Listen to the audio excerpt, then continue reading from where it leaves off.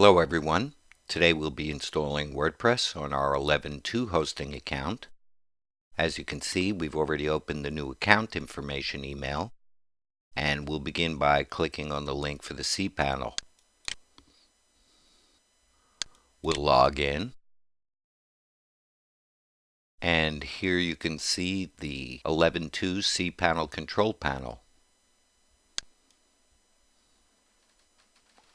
We'll go down to the Softaculous apps installer and click on the WordPress icon. We'll click on the Install tab, and here you can see the form that we'll need to complete in order to install WordPress. We'll begin with the selection of a protocol. We'll choose the WWW version. Choose domain. The domain name here is correct. In directory, as we would like WordPress to be the content management system for the entire website, we need to install WordPress into the root directory. So we are going to X this out and leave this form field blank. This way WordPress will serve as our home page. Had we installed it in a folder named WP, then WordPress would have been installed in your domain name /WP. Database name, the default here is fine. Table prefix, the default is fine. Site name, we'll give our site a name.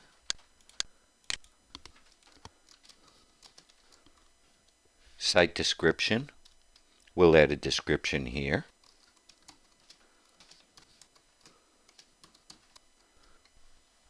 Enable multi-site. As we only require one installation of WordPress, we're going to leave this form field unchecked. Next, we need to enter the login credentials for WordPress. For username, we'll use our first initial and last name. We'll paste a secure password here. Admin email. We'll use the default here, that's fine. You can enter your ISP email, and this email address is not published on the site.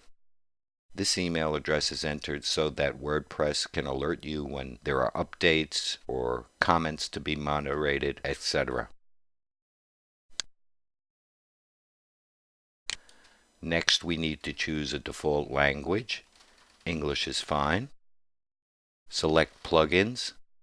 Limit login attempts is an excellent plugin. I highly recommend it as it helps to thwart hackers. So we'll check this box. Next, we'll take a look at the advanced options.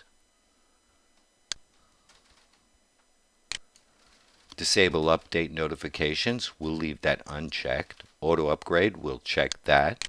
Auto upgrade WordPress plugins, we'll check that. Auto upgrade WordPress themes, we'll check that as well. Automated backups, we would like our site to be backed up.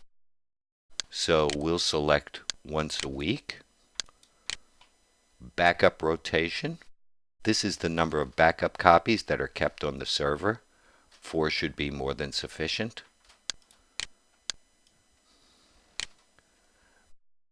The next step provides us with the option to select a theme for our site. You can look through the themes here.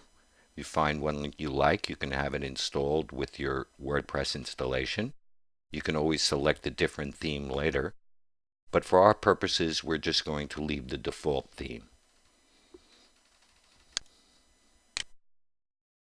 This form field allows us to receive a copy of the WordPress installation, including the username and the password. So for our purposes, it's not necessary, but I would advise that you do enter your email address here so that you'll have a record of your username and password for your WordPress login. Finally, we'll click the Install button. And as we can see, WordPress is installing. The message tells us that the software was installed successfully. Next, we'll log into the dashboard using the administrative URL.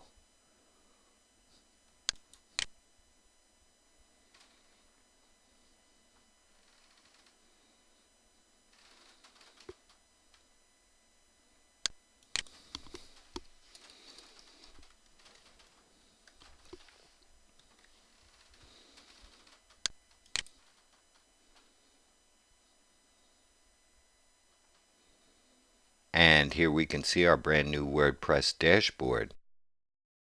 From this screen we can control all of the WordPress functionality. To create a new post, we simply go to plus, new, post.